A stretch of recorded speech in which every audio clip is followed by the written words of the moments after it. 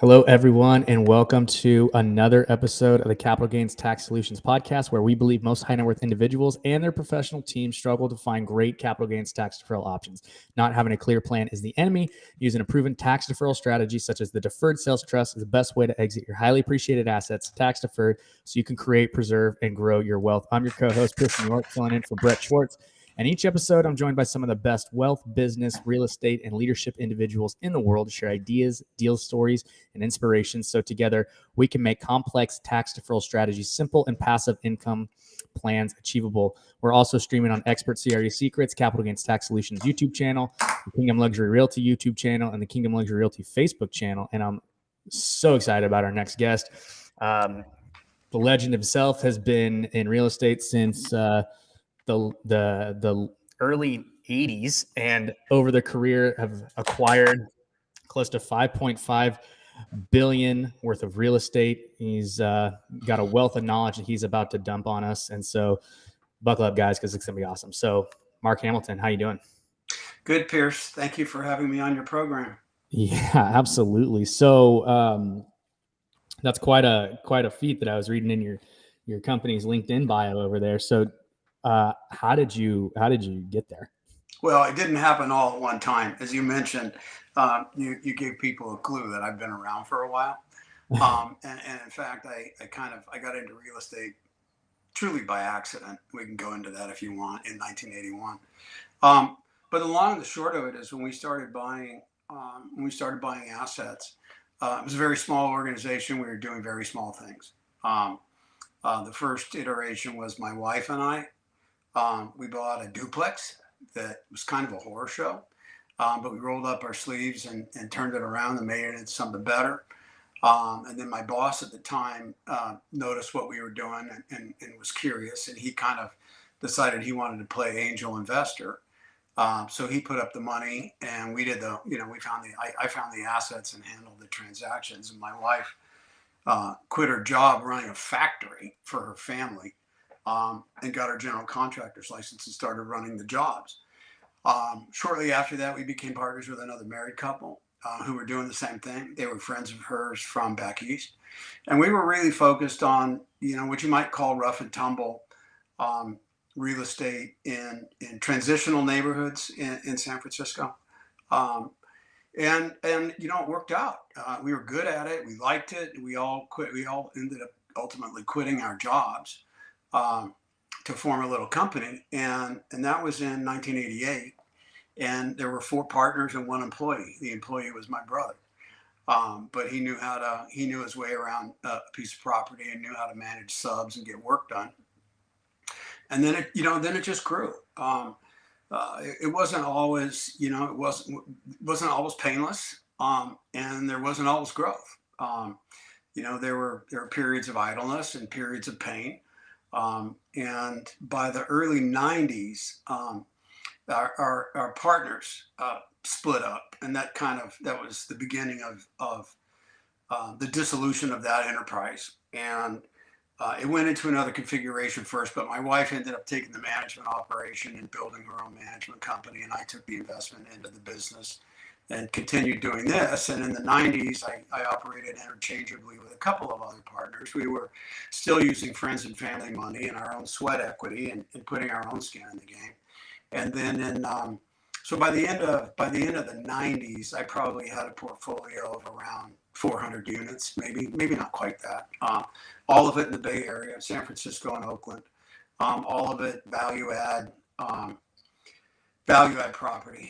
And in 2001, I met Tony Zantz, and Tony Zantz had an institutional pedigree, whereas mine was much more local and very low to the ground. Tony was on the institutional track. He got an MBA from Wisconsin and made a number of stops at distinguished institutions. And by 2000, he was just kind of tired of the whole institutional thing and felt that he could make a better life for himself and have a more enjoyable career if he got on the entrepreneurial track. And I mean, I'll tell you, when he proposed it, I hadn't known him until 2001. I got referred to him by a mutual friend. And when he proposed it, I told him I thought he was making a huge mistake. It's like, why would you give up that job to do this? It makes no sense. You have You have a wife, you own a house, you have a child, you have bills. You're gonna give that up and do this? And he basically said, I'm tired of the corporate track and I'm tired of making everybody else's money for him. And I said, well, I got no downside, because if it doesn't work out, I'm just going to keep doing what I'm doing. You're taking the risk, but I got no problem. Let's do it. And so we joined forces. It was he and I, and we had one employee. The first transaction we did in late 2001, right after 9/11, which also gave us some pause, was a 16-unit building in Oakland. But that was kind of the range that I was working at the time, 10 to 40 units, maybe sometimes something bigger. And it was a good fit. And he, I kind of had the rough and tumble part of the business, whether it was dealing with contractors or permits, projects, dealing with landlord tenant matters, most of the stuff that's not classic asset management, most of the kind of grittier stuff. And I stayed close to that. That was part of the business that I really liked and still do. And he brought in institutional practices and a truly institutional approach to asset management. And so we just grew slowly. And that was 2001, and we grew slowly through the 2000s, and then had a reckoning in 2008, 2009, 2010. Things slowed down a lot. Property performance was a little beat up, but we got through. And for the most part, we were able to continue making distributions to investors. We did downsize. We went from 26 employees to 17. And then since then, we've been growing again. And, we're now up to about 60 employees. Our portfolio is about 24,000 units in, I want to say 27 metro markets in 16 states. And we also have a smaller sister company that does mostly suburban office that's called Graham Street Realty. And we've probably purchased 500 or 600 million of office properties in Graham Street since 2008. And then we also have the operating companies. Paramount operates the commercial and does third party. And Mission Rock, which is led by some industry stars, operates the multifamily, and they have third party also. But it's been a wild ride. It's been unexpected. It's been good. We believe in what we do. We practice what we preach. We put our own skin in the game. All of the equity is friends and family or referrals from friends and family. We've never used a broker dealer. We don't advertise. We don't pay commissions. And it's largely, I really think it's largely a function of really liking the work and really liking and loving each other. We gotta go to work every day and do this stuff and hang out with people and really believe in it and practice what we preach. And, there's a lot of power there. And we continue to put into the organization and put into the investments every year. And, so now we're 21 years in at Hamilton Sands. And I think we've definitely passed proof of concept, maybe a little more, but it's been good. Maybe a little bit proof of concept passing over there. So, all right. So I have like a bunch of questions for you. I got all day. Yeah. So your partner coming in, and you said he brought in the institutional strategies. Practices, yeah. Practices. Dive into that a little bit. So I would say really three things. He knew finance very, very well. He ran the West Coast lending office of GE Capital at one point. He ran a lot of equity and debt at Northwestern Mutual. And his MBA from Wisconsin was in real estate and finance. So he knew finance a lot more than I did. My appreciation of the subtlety of finance was, call a loan broker, get the best rate, right? And he certainly had a more refined view of debt, and all the different debt products that you can get, whether it's fixed or variable, you're using swaps, how much leverage do you want? Are you going to consider using mezzanine debt or not? Which we don't, we never have. are you going to go IO for part of it, or is how much amortization do you want? And so, I mean, he was an expert at that. The other thing I would say is that he brought more institutional practices in terms of asset management. My approach to asset management was always basically as follows. I mean, in the run up to my acquaintance with Tony, as I said, I had a portfolio of probably 300 to 400 units, older buildings primarily, and my work area was insurance and claims and litigation, capex, contractors, maintenance and repair, dealing with permit matters with the various cities where we were, dealing with the landlord-tenant matters, and it was really much more of a special projects or problem children emphasis. Yeah, that's kind of my part of the street, and Tony really brought in an emphasis on reports. And so before Tony came in, I met with my wife once a month, she and her partner managed the apartment portfolio, and I just I shared office space with them, so I just walked through the door and go over to her desk and do the rundown every week on what's going on with the properties. And I was always focused more on special projects and hotspots. I knew she was in charge of the accounting and was doing proper reports and dealing with all the accounts payable and receivable and all the rest of it. But when Tony came in, he brought a lot more expertise and emphasis on the reports, whether it's the P&L, the balance sheet, the rent rolls, adjustments to market rent and whatnot. And so he brought that expertise, but he also brought expertise in the form of knowing how to work with institutional partners. Historically, we've done probably 15 to 20% of our volume has been JVs with institutional partners.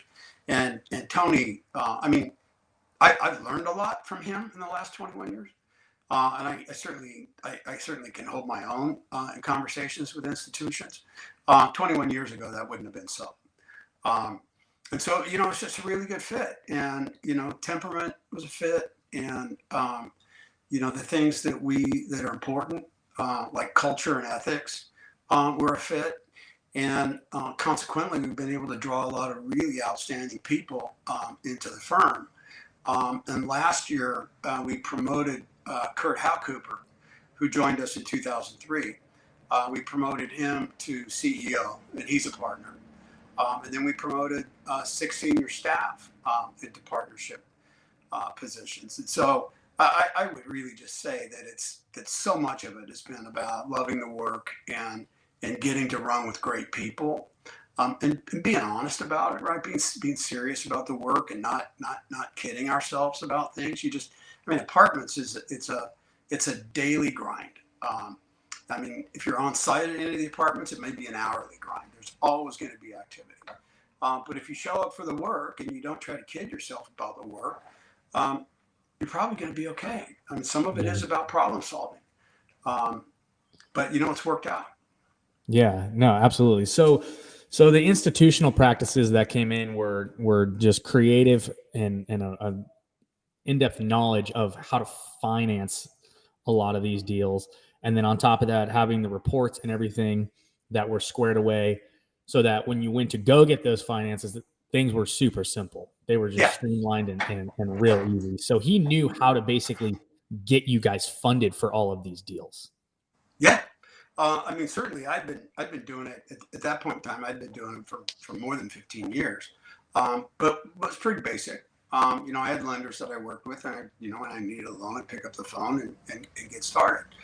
He knew much more about creating a marketplace for loans than I did, and really pretty much always did that, so that we're getting optimum pricing every time we go out. And otherwise, it's just institutional practices about,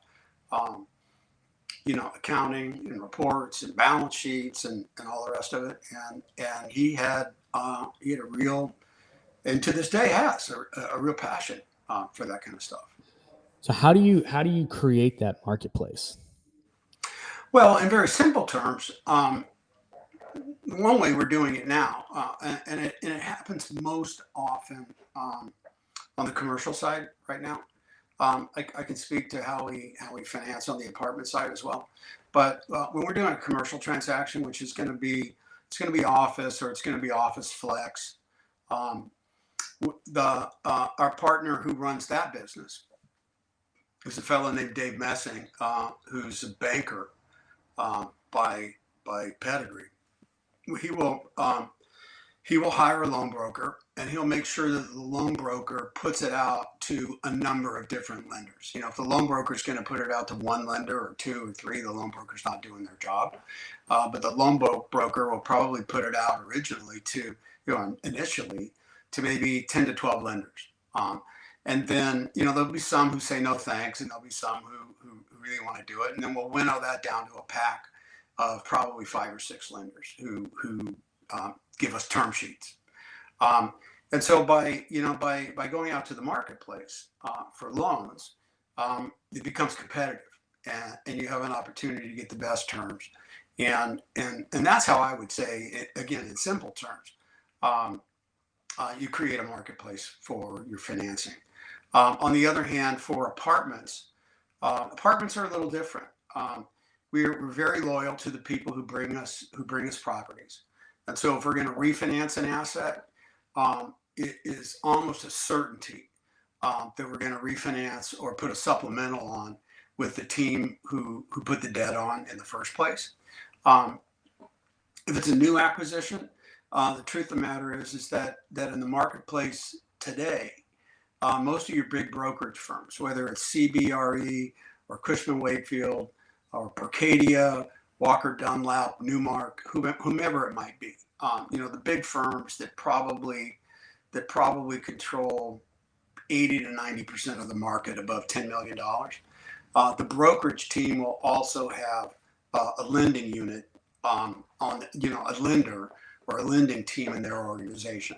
And so the brokers these days really, it's almost a default that you're going to work with the lender, with their loan desk, right? They're not only going to help you buy the asset, but they're gonna basically insist that they put the financing on it, and that's fine. We have really strong relationships with 6 or 8 lenders, and we're loyal to them, and we respect the process that the loan is going to go through their lending desk. But even on their lending desk, they're going to give you options. They're going to give you fixed. They're going to give you variable. If you go variable, you could talk about getting a cap or getting swaps. You talk about interest only. You talk about amortization. You talk about different term. And so it's the job of that loan desk to give you an array of options so that we can then pick the option that best suits the strategy. And the strategy is usually intermediate leverage, 60 to 70%, cash flow intensive, and interest rate stable. So that's how we do it. Yeah, and that's awesome that creating that marketplace, so you're getting the best terms on your loans that you can. And so with all of that, right, you guys acquired a bunch of properties, right, and having that high level expertise on how to go about doing it, like a big institutional company would. Are you guys still like acquiring properties that way, or has the whole COVID landscape changed how you guys acquire properties at all, or what's going on with that? No, it hasn't changed. Last year, we typically buy over if you take out 2021, and let's just say from 2011 to 2020, 2011 might have been a little low in terms of volume, but generally speaking, we're going to buy between 4 and 800 million in apartment properties in a given year. Last year was off the charts. We tied into a bankruptcy portfolio in the Bay Area, and the portfolio purchase price by itself was about 450 million. And then on top of that, we had a big year in terms of what I would call routine deal flow, and that resulted in about another 700 million. So last year we bought, actually for apartments, I think it resulted in about 800 million.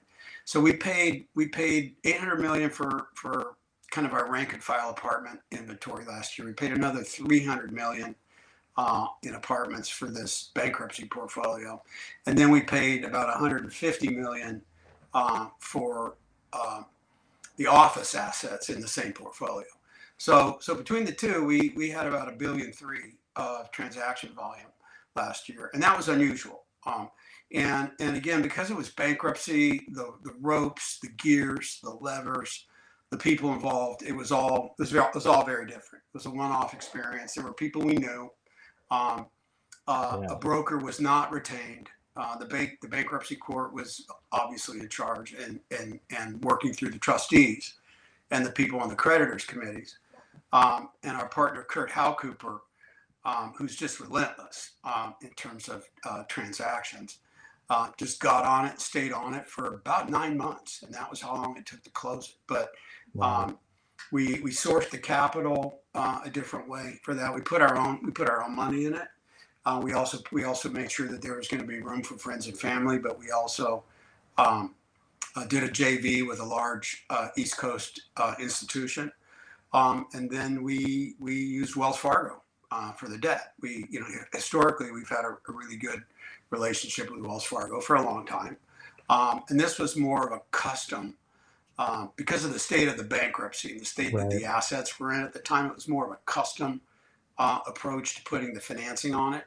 Whereas, routinely we're going to get Fannie Mae or Freddie Mac debt, and it's going to be fixed rate debt, and it kind of snaps together. But in this, there was a lot of custom framing that had to be done by everybody working hard on it. Wow. So 2021, good year. Now in 2022, are you liquidating and getting ready to get on the sidelines and wait for a dip, or what's your strategy moving forward? That's a really great question, Pierce. And what I would say is we're never on the sidelines. We've never been on the sidelines. We think that there's always good work that you can do. It's gonna differ from year to year based on market pressures, based on the amount of capital that's chasing properties, which push prices up and returns down. It's going to be based on operating conditions. It's still a very strong rental market, and I expect that will remain the case even if we go into a recession.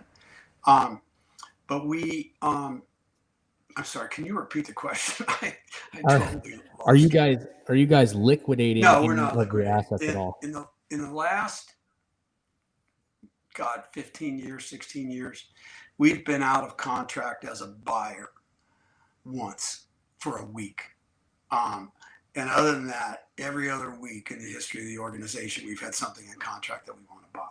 And we could do that because we're in more than one market, right? We left the Bay Area for quite a long time for apartments because we just couldn't get returns. We didn't get the returns that we wanted. So we started going elsewhere. And every time anywhere else has got priced out, we looked to the next market. And so, like I mentioned earlier, that we're probably in 27 metro markets. Originally, we were in one, and then it was two, and then it was three, and we just kept looking. Right? We're really kind of obsessed with finding returns. But right now, we can look at 27 markets, and we're probably also looking at some markets that we're not currently invested in. So we're always looking for new markets to look for returns, and a lot of markets are closed to us right now because the prices are just too high, and we won't be able to make our numbers. The flip side is a great time to be a seller, right? In our business, it's a little bit of congratulations, I'm sorry, because if you're a seller and you're a 1031 practitioner, which we are, it means you're going to sell something. You're probably going to realize some nice gains, but then you're going to have to go back out and find something. And that's not the worst thing in the world. Leverage is down right now. Historically, we like to be 60 to 70%. Right now, it's probably 50 to 60%. Cap rates are very low, which means cash flow is compressed. But if we make, if we have a nice result on something that we're selling, and I'll just tell you, it's a white hot market right now if you're a seller. And if we have something that's I would say a minor victory right now when we're selling it, we're still coming out making at least 100% on top of the cash flow that we've Wow. distributed. Right now, that passes for kind of a ho-hum return. We have, we're seeing 3x, 4x, 5x, 6x. I'm not kidding you, and it's crazy. We didn't anticipate it. Whenever we have these events, I tell the investor to enjoy it and then to forget that it ever happened, because the returns, and you can't sustain returns like that. But if Yeah. if you make a 3x or a 4x, and maybe you were distributing 6% before, on $100,000, that's 6,000. But if you make 4x, even if you come out at 4%, you're still making 16,000. So in Right. absolute, the returns may fall, and they do, as a percentage, as a rate of return, but in absolute terms, they're still going up. And our investors, quite frankly, they don't even think about the rate of return. They just look at their bank statement. They want to see that they're making their cash flow, Right. and when it can, that it's going up. Um, it's a very user-friendly experience for the investor. It's very turnkey. We do everything in-house. We send the distributions out from our world, so and we watch it very closely. Yeah. No. And that's I want to speak to something that you just said. So you guys are 1031 practicers. What's been your biggest frustration with the 1031? That's an interesting question. I'd say, really, we don't have any real complaints. I mean, there are certainly a lot of details that you have to follow very closely, to make sure that your exchange is gonna qualify, and that it would stand up to an audit if you got audited. So I mean, there's a fair amount of particulars that are involved, and also from time to time we'll do an exchange. Any one acquisition that we acquire through an exchange might include 2 or 3 or 4 of our own partnerships, and then 4 to 6 tenant and common investors who are clients of ours, who have their own exchange that they want to complete. So we may have anywhere from, it's usually going to be 5 to 10. Sometimes we can get more, but it's usually going to be 5 to 10 investors on the title. And there's a fair amount of heavy lifting and brain surgery that's involved to get that done and get it snapped in place, and just close, right? And to close knowing that you've dotted all your I's and crossed your T's. I would say that for garden variety investors, maybe even for experienced, sophisticated investors, the aspect of the exchange, that has to be looked at very closely, aside from just getting, making sure it qualifies in terms of the date of designation and the date of the acquisition and debt replacement and equity replacement and all that. You have to be very mindful of other costs that are being paid that don't count as real estate replacement, right? If it's certain fees, might not count as real estate replacement. Reserve, funding a reserve at the property does not count as real estate replacement. CapEx, if you build a treasury to do CapEx at the property, that's not going to count as real estate replacement.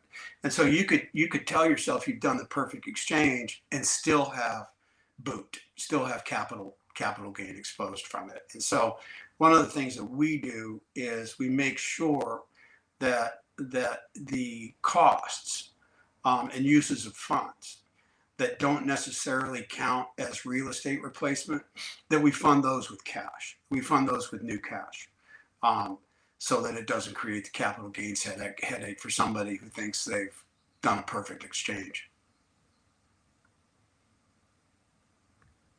Yeah. So okay, the expenses that aren't basically related to real estate, people aren't accounting for them, and then once they've done their exchange, it comes back and it's like, hey, now you're going to owe for this number that you guys didn't account for.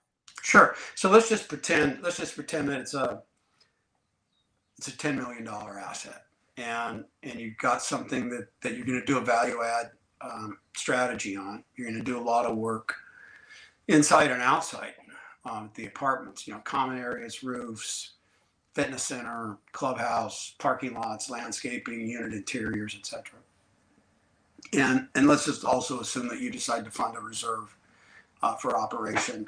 And then you have some other costs, some other fees that might not count as real estate replacement, whether it's your legal fees for your attorneys, um, title and escrow, loan points, whatever else it is. And let's assume that all those costs come up to $2 million. That sounds like a lot, but let's not forget that you're kind of putting together $1 million to $1.5 million war chest for capex and then reserves and some other things, right? And so you've sold the property, and let's say your lender's going to give you 50% against total cost, right? So you're going to get a loan for $6 million and you're going to fund $6 million in equity. And let's say that fits perfectly with your exchange. That you've sold a property, you made $12 million net, you had a $6 million loan, you got $6 million in cash, and in it goes, right? You complete your exchange. Well, everyone's going to say, great, you did a terrific job, you completed your exchange, but you have $2 million of capital gain here because all this other stuff that you funded is not real estate. It's reserves, it's capex, it's fees, it's what have you. And so we every time get very far down in the weeds and look at the costs that we're going to have that we know will not qualify as real estate replacement, and we fund those with cash. And so if you're an exchange investor and you're in that scenario, you sold a $12 million deal and you bought this other thing, you just need to know, you need to have your eyes on the parts of the execution that aren't going to be helpful for your exchange, because in that scenario you would have some capital gains tax. Yeah, and I think a lot of people do miss that, and then they get slapped with it, and they're like, yeah, then they're surprised.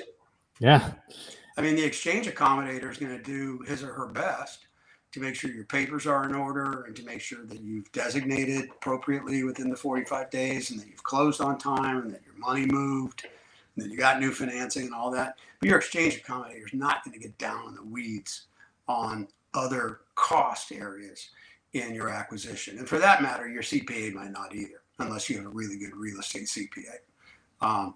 But you have to look at an exchange holistically and look at all of its parts. Not just not just the comparatively straightforward transaction parts.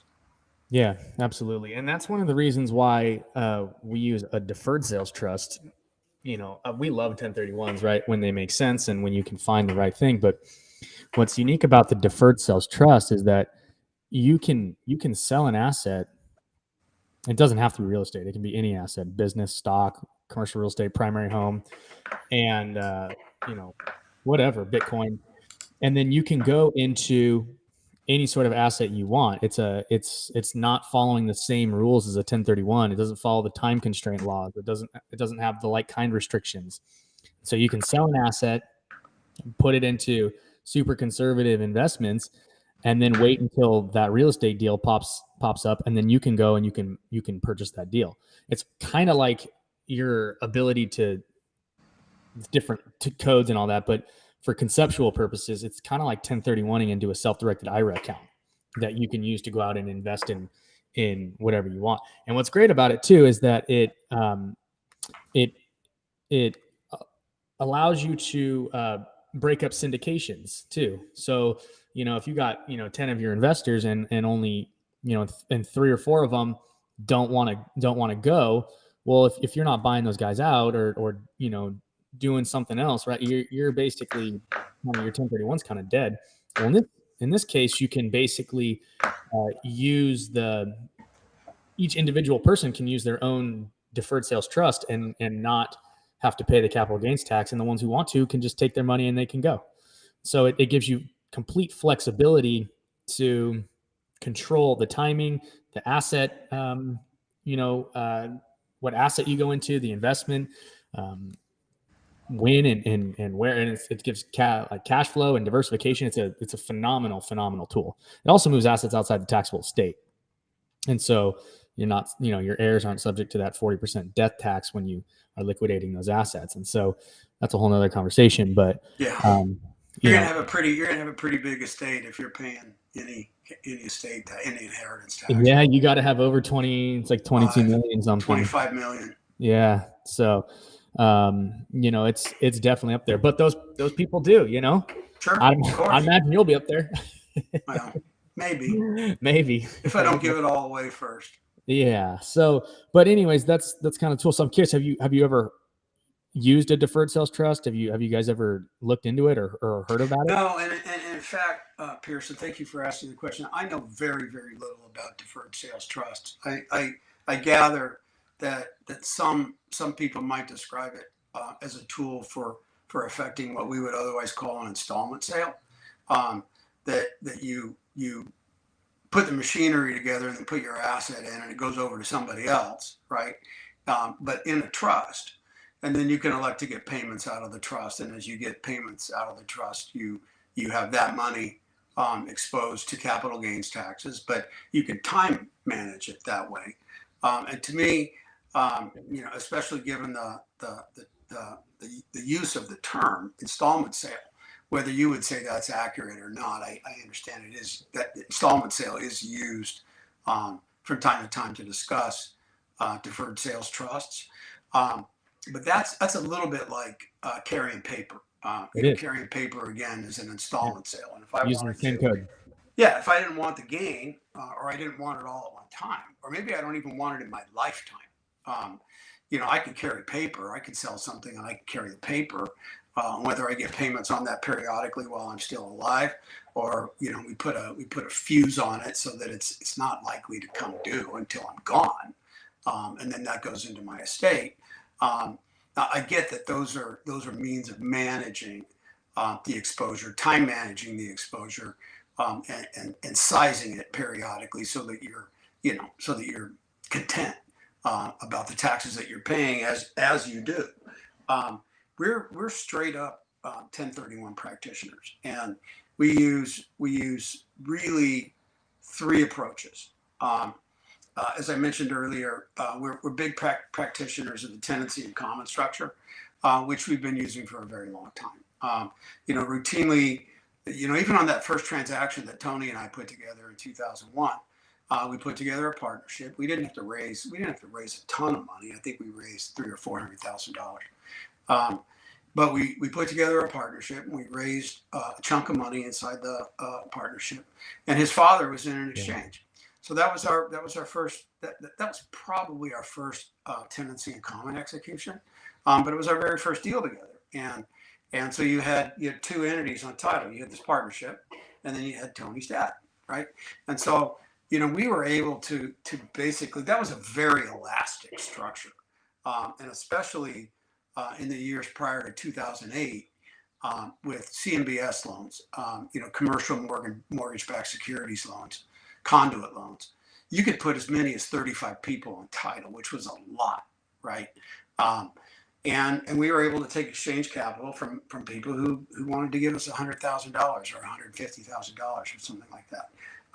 And we'd pool all of our capital that way. But in 2008, the CMBS markets seized up and basically went away for 3 years effectively. And we moved over lock, stock, and barrel to Fannie Mae and Freddie Mac. And they hadn't really become accustomed to the tenancy and common structure at that point in time. But initially, they let us put five entities on title, and then pretty much now it's 10. They will make exceptions from time to time if we have the need to put more people on title. It might be 12, it might be 15, but usually it's going to be around 10. And so the 1031.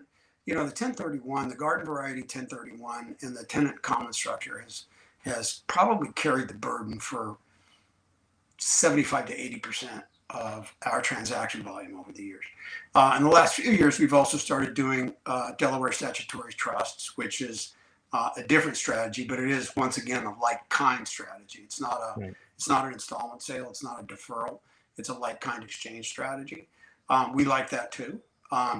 And we don't raise money through broker dealers. So it's very efficient for the investor. And so then the third approach would be if we're working with a high net worth family, and they really don't want, they really want to complete something for their family, right? It's for them. They don't want other investors in, but they don't really want to be alone either. They want us there for expertise and handholding and doing the asset management. Then we'll do what we call a separate account, and and we'll take that on as an assignment and go out and find suitable replacement properties. And then generally speaking, they're going to put up the majority of the capital. We'll put in our own capital if they want us to. And that would be the third way. But these are all classic 1031 approaches and don't really use other strategies. Yeah, and like I said, 1031s are great, right? When you find a deal, we've just found that sometimes, especially in markets that are appreciating, right? You're selling high, and then you're buying higher 180 days later. You're and you got to go back in, and we found that a lot of people get in trouble because they become desperate and motivated buyers. Not saying that's you guys at all, but this is what we found is that they become in a they put themselves in a poor position and to negotiate and to because they got this time constraint. They got 6 months to do it, and so we've seen them get slapped. One of the greatest stories that we had a gentleman who had a $20 million apartment building next to the Minnesota Vikings stadium.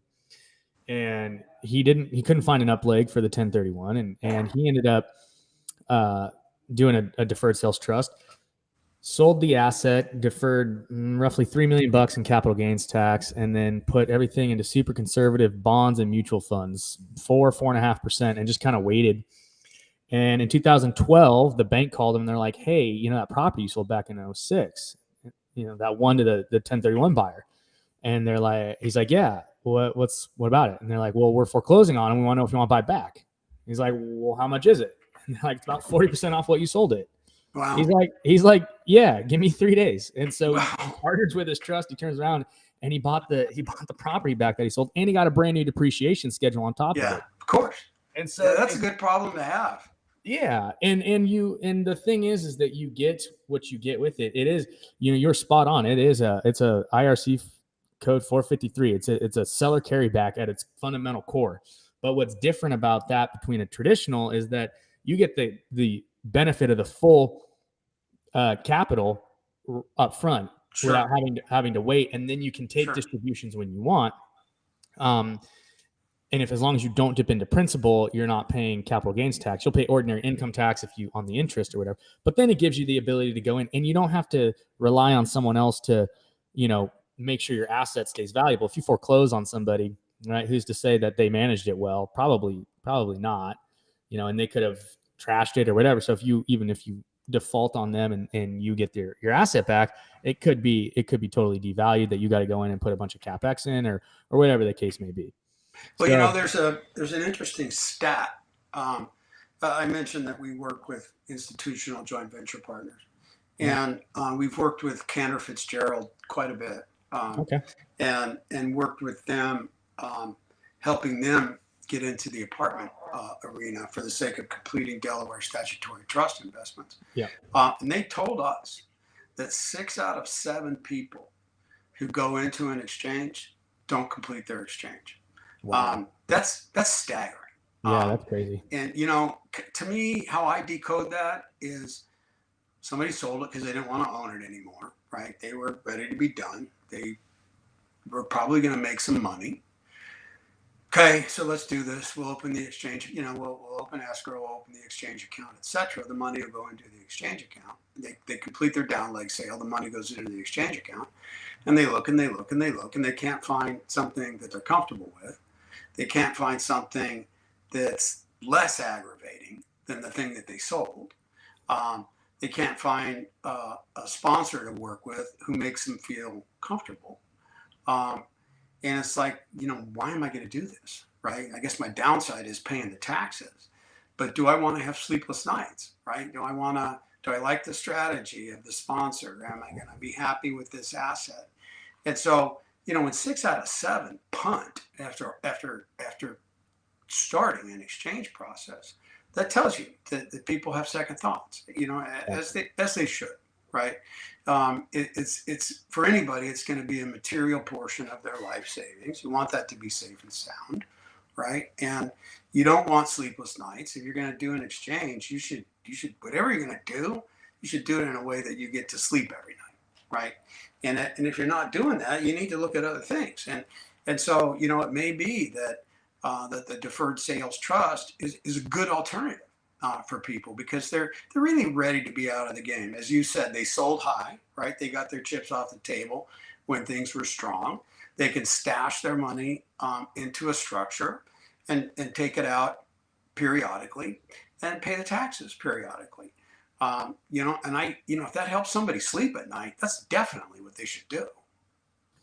Yeah, absolutely. And it's just a it's a staggering, thing that you said that 6 out of 7 don't complete their exchange, and it's just kind of like, I don't know. It seems like, almost after talking to so many people, that people understand the idea, but they don't understand the actual 1031 exchange and how to make it work for Sure. them. And so people get caught.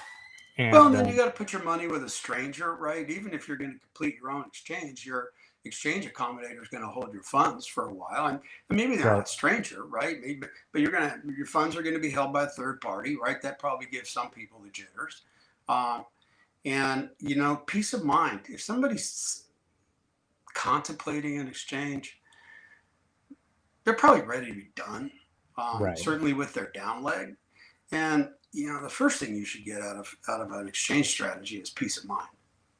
And if you don't get it, if you're not getting peace of mind, and you're going to be second guessing yourself constantly and staring at the ceiling at night, don't do it.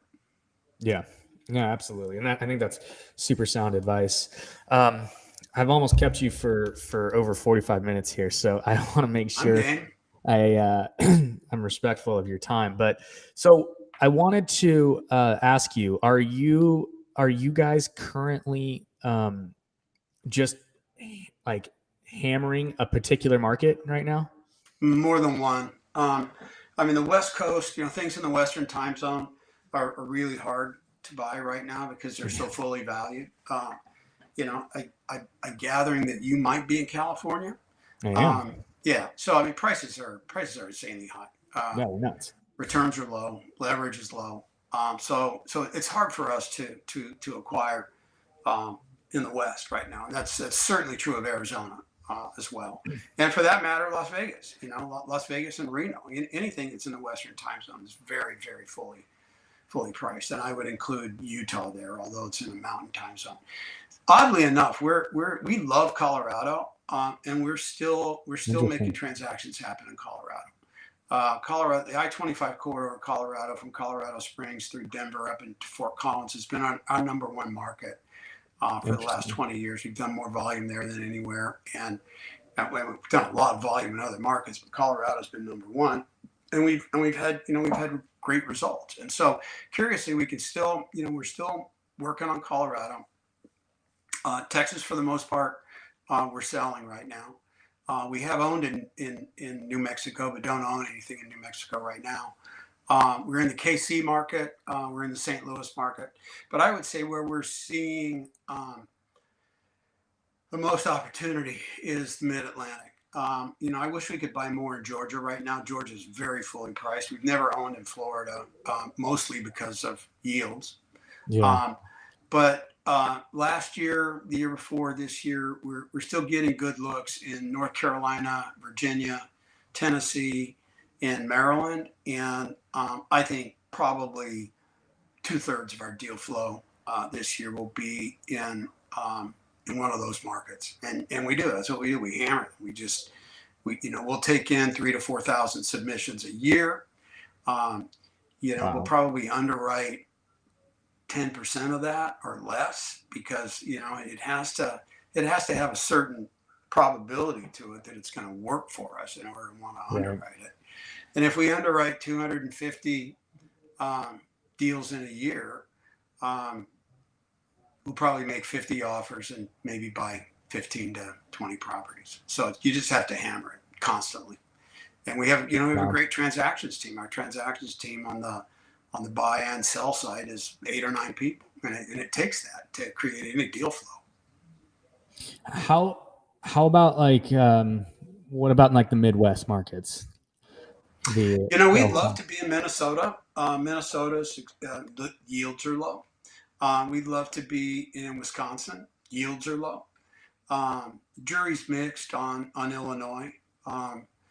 There are a lot of parts of the Chicago metro that we like, but it's not clear that they're really gaining population, and they may be shedding businesses. Um, a lot of businesses complain about how stagnant it is in Illinois, and how it's not business friendly in terms of taxation. Um, Otherwise, we like parts of Kansas, we like parts of Missouri. I can even see us. I don't think Arkansas is the Midwest, but I could see us buying in Arkansas if we could find the right thing. I don't see us buying in the deep South. Florida's too expensive, and the Midwest right now. You don't see a lot of deal flow in Minnesota. For some reason, it's just not a lot that comes on the market, and I'd say that's pretty much true of Milwaukee also. I mean, of Wisconsin. Are there particular asset classes you're buying in certain markets versus other markets, and like, Yeah. and what does that look like? Well, we're buying a lot more core, what I would call core plus these days than value add. Value add has gotten very, very expensive. People will pay dearly. Investors will pay dearly for value add, because of the plausible ability to throw in money, increase the value of the real estate, drive the income, and then realize a solid profit from the sale.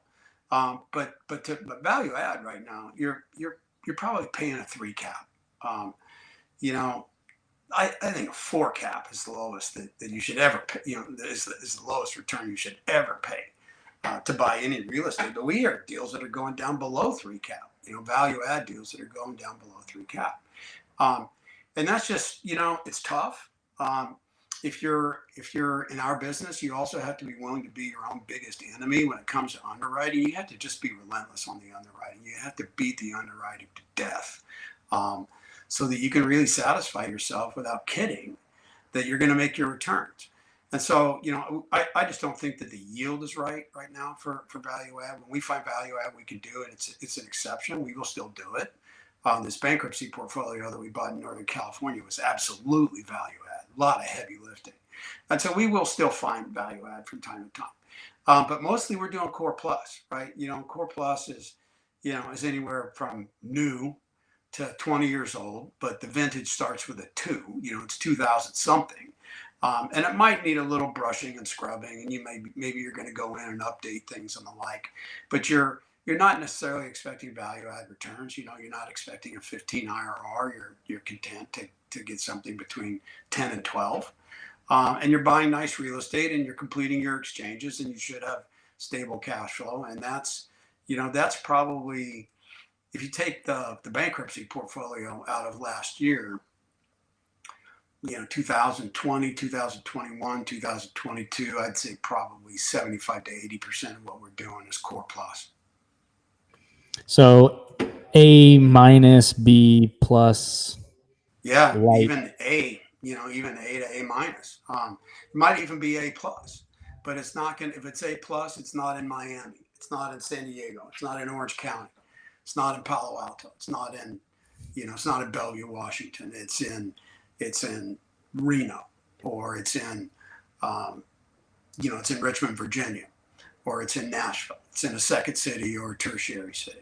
But if you're buying something in St. Louis, it might be brand new, and no investor is going to consider that core, because core is not, St. Louis is not a core market.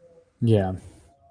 Yeah, I was looking at a deal in St. Louis the other day, just a single family house out there in St. Louis, and I noticed that like there's this one company that's like buying up like 30, 40, 50 homes like at a time right now, like in those markets. Like, and our thing was like, well, if we could pick this one up, like they got to know something I don't know. well, they're not dumb, right? Like, we'll follow the banks, right? Like, Sure. so that St. Louis market, is there something going on there that's really interesting to you? It's an interesting question. You know, I don't know. I really don't know that much about the single family market. You know, it's just a product type we've never dealt with. The smallest thing we ever bought was a duplex. We did buy Makes a lot one of of sense. those, and then it was a triplex, and then it was a Yeah. fourplex, and so far up the curve. But what I'm guessing, and I can only speculate, but what I'm guessing is that this shop, whomever they are, they're seeing, they're probably seeing gentrification. Would be my guess. Wherever they're going, I mean, maybe they're just going in and buying rough stuff, right, and trying to renovate it and then collect rents. Maybe, I don't know. But it's also possible that they're seeing gentrification, and that you know, there's a big push right now for the last 2 years. There's a generational push into home ownership. You know, a lot of people are leaving rentals, they're leaving urban areas, they're leaving one place or another, and they're moving, right? And there's been a big shortage of single family home inventory, which has pushed prices way up. And so, you know, it wouldn't surprise me if this is just, you know, if this operator, you know, sees enough either gentrification or movement of dual income households into certain communities, and, you know, and believes there's going to be appreciation. Um, you know, nobody likes making a bet on something that's just a trend. I'm going to bet on the trend. You like to make your bets property specific. But you know, upside in the value of a single family home is more than has been more than a trend the last 2 years. It's been a fact. So I mean, I just guess they're seeing something there that they believe is going to make those executions profitable. Do you guys follow that's like a similar strategy, going back to kind of like your your partner who's got the institutional kind of mindset, right? Are you guys like plugged into what they're doing, and are you guys following them at all, or Following institutions? yeah? Not so much. We follow the markets much more closely than we follow institutions. You know, we've been at this for a long time. You know, we know what to look for. You And guys I are would the say one of the institution. other emphases that Tony brought in was just a real kind of macro understanding of supply and demand. You know, for me, I was operating in rent controlled jurisdictions. It was easy to see if the rents were low. You know, if the rents are half a market, it's not an illusion. You know, and you don't need to have a lot of science to know that if that person moves, you're going to be able to double the rent. And so, you know, while I was still practicing in rent controlled markets, and between San Francisco and Oakland, between 1985 and 2001, we probably bought either I myself and the partnerships that I put together, or with the other people that I was working with, we probably bought 40 assets, right? And of those 40 assets, only 4 were not in a rent controlled jurisdiction. So 90% were in a rent controlled jurisdiction. I don't want to say it made it easy. It didn't. Rent control is tough. I mean, it exists for reasons. But it really, you know, it's a master you have to serve if you're a practitioner in that area. But one thing that rent control does is it shows you the upside, right? It's not an illusion if something's renting at half of market. And so I didn't feel like I needed a lot of macroeconomics to understand that. But once we went out and started doing conventional instead of rent controlled markets, you know, I always wondered, you know, is it going to be easier or harder to go into markets that aren't rent controlled? Because you just assume that everybody's indexing their rents all the time, right? And that there may not be that much upside in the rents, but there is. You just have to look for it. And so, you know, we just, you know, Tony brought in an emphasis on macroeconomics, understanding supply and demand and demographics. And we really follow the jobs. What we follow is good paying jobs where jobs are going in. Take Nashville. You know, 10 years ago, you would have said, or even 5 years ago, you would have said Austin, right? Because there's so much job growth in Austin. Well, right now it's Nashville. There are a lot there are a lot of national firms that are moving there. It's happening in Atlanta also. They're leaving higher cost jurisdictions and going places like Nashville and Atlanta. But the jobs growth is not an illusion. You can quantify it. You can see what it's doing in terms of rent growth. And then the other thing we look for is barriers to home ownership, right? If it's difficult to build a home, or it's very expensive to build a home, you might have you might be able to satisfy the housing needs of a dual income couple by leasing them a terrific downtown apartment for $2,500 a month, right? But if they want to get the house that they want to buy, they may have to pay $500,000 to $750,000 for a house that they want. So we look at that. We don't ever want anyone to be a prisoner, but we look at places where we can provide a really good value alternative for people and a lifestyle that they want until they're ready to do something else. So, but if once upon a time in the early years when we were looking at Boise, we've been in Boise for the last 10 years, but we were looking at it before. You could rent an apartment for $600, and you could go buy a new subdivision home out on the prairie for $120,000. We didn't think that was a recipe for success, because if you have clean credit and you can get a down payment, you're going to buy a house. You're not necessarily going to rent an apartment. That's changed, right? But we like it where people with good incomes, good jobs, dual incomes, where it's appropriate, are going to look for a really great multifamily housing experience, and we know how to provide that. And we also know how to be a value alternative on that. We're not the A++ operator. We're A+ sometimes, but more typically A to A-. But we know how to present a property so that even if it's an A- property, we'll have plenty of people who want to live with us, because we can provide the same experience that they would get at a double A+ property and pay $1,000 more for. Right. So you guys have really hammered down the markets that are basically super high housing but manageable rents, so that you can provide them just a real good experience, and you guys know how to do it probably relatively inexpensively compared to some of the other operators, just because of the experience. I think we provide a really good value proposition, really good housing experience at a number that seems to be attractive to people. We run 95, 96, 97% full. We don't jackknife rents on continuing tenants. If there's upside, there'll be some kind of an increase, but we're not gonna try to move them to market just because the rent's gone up by 20%. If the rent's gone up by 20%, they want to stay. We might be happy with a 5 to 8% increase. We're going to expect something, but we don't want to chase people off, right? We don't want to run people off. And we learned in the Great Recession, 2008, 9, 10, and we learned during the early months of COVID that what people wanted, they don't want to move, right? They don't want to move. And unless you give somebody a reason to move, they're going to be happy to stay where they are, right? Yeah. And we even walked back. We do rental increases every year, right? And we give a good long notice for when they're coming.